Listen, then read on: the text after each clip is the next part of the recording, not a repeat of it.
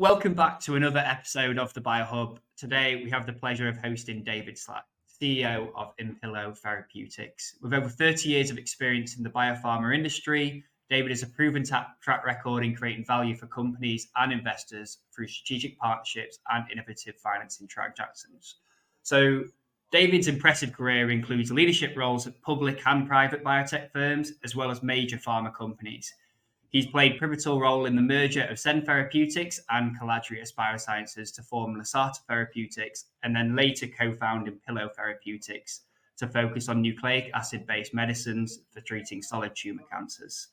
In this episode, we'll explore David's journey from R&D to business development, the challenges and opportunities in the biotech industry, and the exciting future of Impilo Therapeutics. It's an absolute pleasure to welcome David Slack. How are you, David? Thank you, Max. I'm doing well, thank you. Thanks for making time to chat. No, absolute pleasure. Absolute pleasure. So just to start us off, David, can you share your journey from R&D to business development and then now leading Impilo Therapeutics and what some of the key moments throughout your career have been? Sure. Well, that's a good question. It's been a circuitous path, I think you could say. I started off in university studying neurology and doing the pre-medical program, but some physician friends of mine back in the 80s kind of steered me off of becoming a physician in the US at the time because of the way their lives were impacted by the changing demands. So I took a look back and I was really captivated by what was going on in the sciences with molecular biology emerging. You know, the first oncogenes becoming characterized, better understanding of the immune system. So I went back and did a molecular biology degree. But then heading into the doctoral program, they wanted me to focus in on a little tiny piece of the puzzle on clathrin-coated pits, how cells took things up. And I sort of chafed at that. I wanted to play a broader role in putting the puzzle pieces together rather than just working on one piece of the puzzle. So after taking some time, I decided to go back and marry my background in science and medicine academically with a business degree.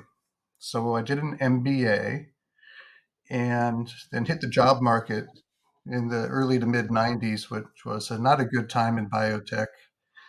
So I actually became an analyst and consultant to pharma and biotech companies, which wasn't a bad way to start out because I got to know everybody as an analyst. Everybody wanted to tell me their story.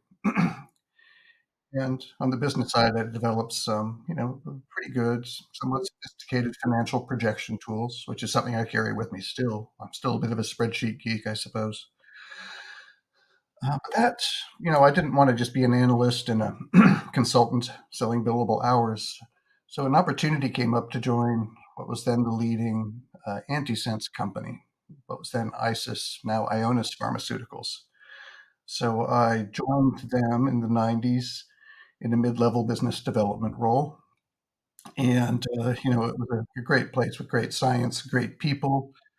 First thing that I learned when I joined was we were getting rights back from a partner to our phase 3 development candidate for CMV retinitis. My job was then to assess, do we keep this and commercialize it, or do we partner it? My assessment was, well, we should partner it because we have a company with a platform with broad potential. If we make a bet about this one little indication, the CMV retinitis, which, by the way, there was some market risk because AIDS patients were coming down with it at the same rate as they had been, that we would become judged by that first product rather than the breadth of potential applications of the antisense platform. So the board took my suggestion and said, okay, now your job's to go get it partnered. So then we did that, and I got to work with great people like Lynn Parshall, who was the COO, who has just such depth of experience. And we did a deal to partner it with what was then Vision, now Novartis Ophthalmic, and it did become the first antisense drug approved. But as mentioned, the market kind of disappeared. So also lessons, risk never goes away. You can have research and development risk, regulatory risk, but then there's market risk as well. So partnering turned out to be a good decision. So then I was poached away from Ionis for a while to join what was at the time a mid-sized, innovative French-based pharmaceutical company called Rhone Poulenc in RPR. At the time, they had the RPR Gen Cell division, which was doing very innovative things in cell and gene therapy. So joined them for several years, but then we merged with Hertz to form what was at the time Aventis, subsequently merged to form Sanofi. And the job wasn't as much fun as an RPR Gen Cell. And about that time, I joined RPR Gen Cell, and we were doing very innovative things. But the nature of the company changed somewhat when we became Aventis, and I did get to do some interesting things for that company in terms of putting together the platform and the portfolio of products and partnerships. But they wanted me to move from California to New Jersey, and that wasn't sitting well with myself or the family. And right as we were facing that decision, Ionis called me up and asked me if I'd come back and run business development in a division of the company that was doing some interesting things. So I came back down here to Southern California and have been here since then in the year 2000. So that's how I got pharma and biotech experience. Uh, I left Ionis many years later, and I've done a few startups since then. Um, but that's what's brought me through to where we are today. Yeah. I mean, I suppose more specifically, then, how did we get to Impilo Therapeutics, and then what inspired the Yeah, creation? Because that's an interesting story. yeah, indeed. Because when I first joined Ionis and worked on deals, including a cross licensing agreement to help form Alnylam, what was the leading siRNA company in the space. Back when I joined, half the pipeline was focused in oncology. And we had advanced into even late stage clinical trials, initially based on work that was done in mouse xenograft models where the technology appeared to work. But in the early days of mouse xenograft models, the field really treated them kind of like fuzzy test tubes. You put a chunk of tumor subcutaneous, you get the drug in there, and voila, anti-tumor effect. When we got more sophisticated about it, doing syngeneic models and orthotopic models where you let the tumor form spontaneously or you implant a xenograft in the correct tumor, a pancreas cancer in the pancreas, and you let the tumor mature to form a stroma that's more representative of what's going on in patients. And the stroma is a mix of cancer and non-cancerous cells and extracellular matrix that really serves to protect the cancer from the immune system, or actually also from drugs. So when we let these tumors mature in the mice to have that stroma that looked like what was going on inside a patient, the technology stopped working so well. And by that time, we also started to experience failures in the clinic.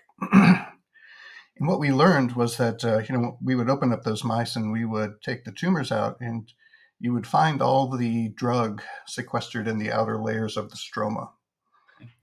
Insufficient concentrations penetrating through to actually reach the cancer cells. So the stroma really served as a primary impediment to effective drug delivery, and especially so for nucleic acid-based drugs, probably just due to their physical chemical properties and the charged nature of the molecules. So I found that a crushing disappointment. And I was approached while I was at a company I had also co-founded as chief business officer called Lisata Therapeutics that had a different but also cancer focus. Viracta is advancing a novel approach to treat virus-associated cancers. And while there, I was approached on the recommendation of one of my old colleagues from Ionis. They approached me because they had this novel tumor-targeted tissue penetrating technology. And they had advanced this, it's a peptide. They had advanced it through a phase 1B clinical trial in pancreas cancer, in first line but metastatic pancreatic ductal adenocarcinoma. And the results were really quite encouraging. And pancreas cancer is, by the way, one of the most difficult to treat, partially because it's not identified till late, but also because it has a particularly dense stroma that makes it difficult to achieve therapeutic concentrations of drugs or immunotherapies. So they really appeared to have something, and I was intrigued. But, at the time, the company was kind of a binary bet about outcomes in pancreas cancer, and I was engaged with Viracta, so I couldn't really take an active role, but I did join the board. And later, the opportunity came up to acquire some complementary technologies which would enable us to marry that tumor-targeted tissue-penetrating technology with nucleic acid-based drugs, some carrier formats that would allow us to use that to deliver them effectively within the tumors. And rather than out-license our technology to that entity, my recommendation to the board was we have to acquire that because that could be a real game changer. So the board asked me, okay, David, we need you to do that deal because of your background in transactions. And with your background in the field, we really think you should take on the CEO role. And I was Nice. quite passionate about it. So I took on that role, and that was with the predecessor company to Impilo. It was called Cend Therapeutics. So from there, we did some additional transactions to bring in some money, a Chinese partnership, and we were in line for a potential mezzanine financing, pre-IPO. But the financial markets were starting to look a little bit shaky, and we were approached by a couple of companies for strategic deal considerations. And one of them that you mentioned before, Caladrius, was particularly compelling because their assets, which were in other fields, had kind of fizzled out, but they had the team that we needed to advance the initial applications of our technology into late-stage clinical trials. They had a nearly 30-person clinical development team, which we otherwise would have had to grow. They had substantial cash on the balance sheet, so we wouldn't need to do the mezzanine financing. And they had great management, including somebody I've known back from my days in pharma, Dave Massa, who has like 40 years of drug development experience. I'm a business and early stage science guy, not late stage clinical trials. So we assessed that Dave was the right guy to head that up and formed Lisata to focus on administering this tumor-targeted tissue-penetrating peptide in combination with standard of care chemotherapy and or immunotherapies.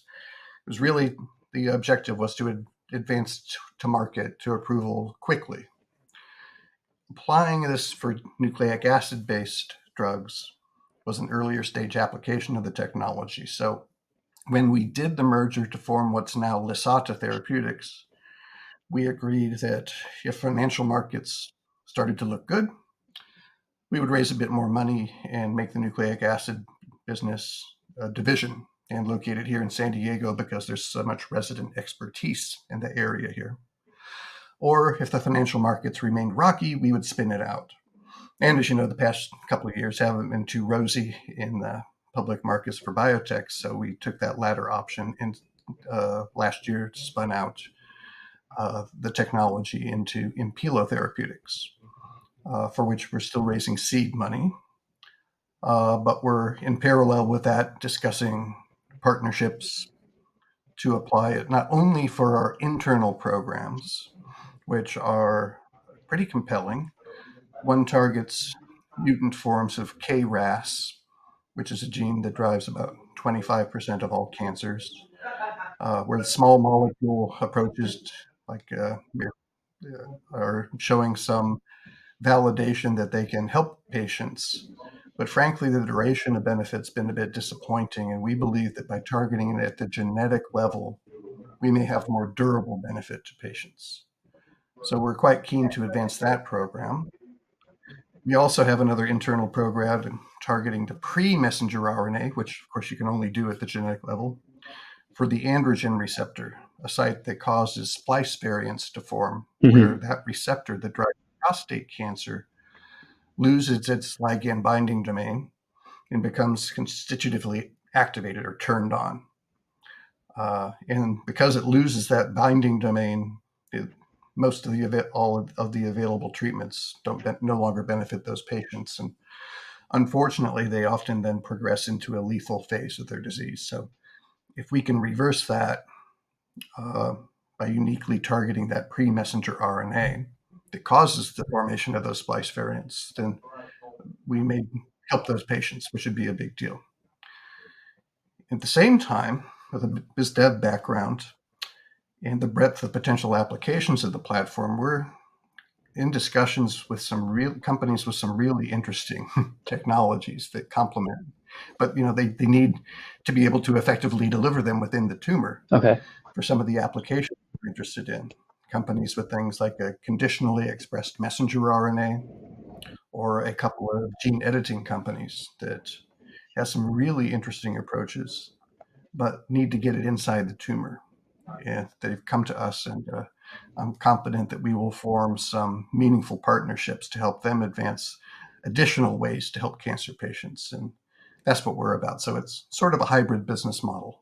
Yeah, it's interesting. And I think it's fascinating that, and also, I suppose I'm going to take this back to the fundraising conversation. Like you said, it's been so tough in biotech over the last couple of years or so. Just if you could just give an insight into what it's like as a seed stage company, what the challenges are, why it potentially is so hard to secure funding at the moment, and what you're doing to try and counteract that. yeah, well, a lot of funds tell me some of them are distracted by the public company opportunities because there's a lot of undervalued companies that are publicly listed, so they don't have to worry about liquidity. They also want to play with that dynamic that if the stock's way down here, the so-called incoming tide, when the market rebounds, will Yeah. float all boats, and they'll make money off that. So that distracts some investors. Others are doing, especially the larger funds, are focusing on doing their own company creations. Even in our space, there are companies like, not quite in our space, like Orbital or Renegade. They've raised, I think, almost $500 million between them. But, they're taking, I think, what's relatively lower risk, potentially, I don't think is revolutionary in approach. They're just, doing LNP libraries and circular RNA. They're not going after the difficult nuts to crack, like getting the technology to work in tissue types, specifically tumor, that Yeah. have been challenging. So I think we're in an area that's perceived as higher risk because of the previous failures. But if we make it work, I think that's more than counterbalanced by the high reward of doing something to help cancer patients.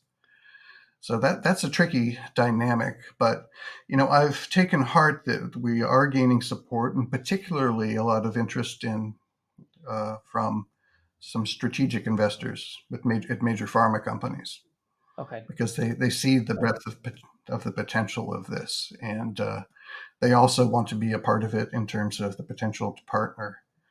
To if they have targets of interest, and there's so many good targets to go after, more than we could alone, that I'd really welcome those sorts of partnerships to help us exploit this broadly, and with companies that bring true expertise, like some of these major pharmas.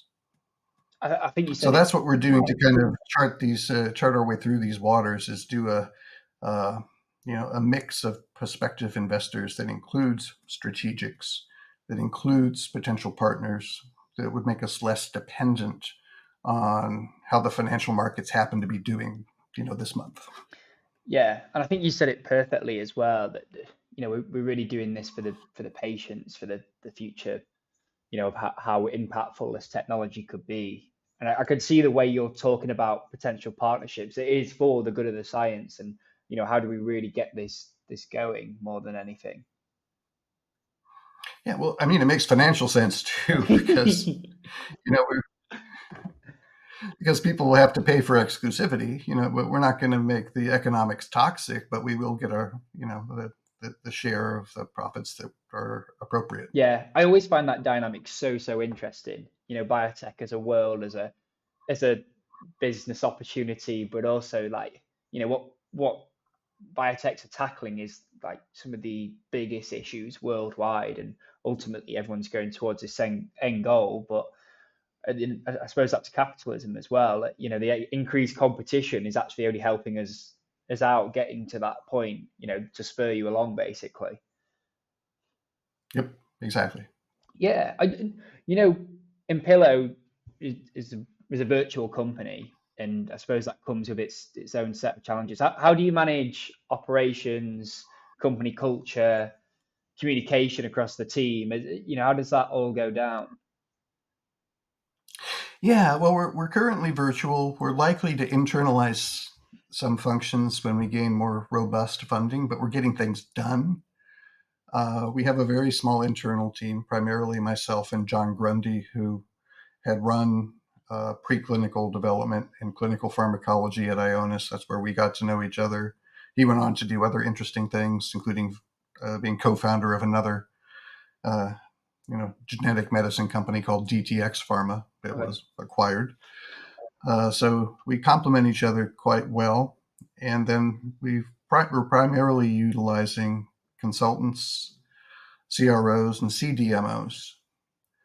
But, we, in these relationships with, they're service providers, they're in the business of doing that, which from our perspective is great because it doesn't do them any trials or tribulations to put them on or off a project because they have other ones inside. Whereas if we hired people internally so early on in our development, a hiccup in a program could be devastating for somebody, and we don't want that yet. Yeah.